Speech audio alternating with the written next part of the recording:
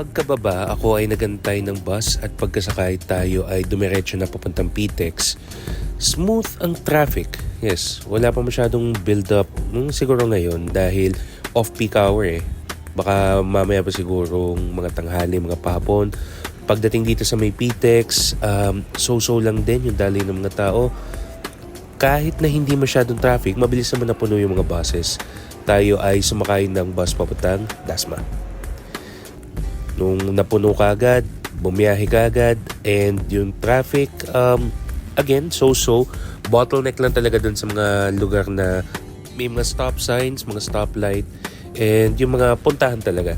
Pagkadating dito sa bayan ng Dasma, hindi pa masyadong madami ang tao. So, dire-diretso ka agad hanggang dito sa Palapala.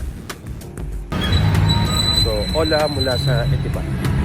Specifically sa Dasma. Tayo ay pupunta ngayon sa SM.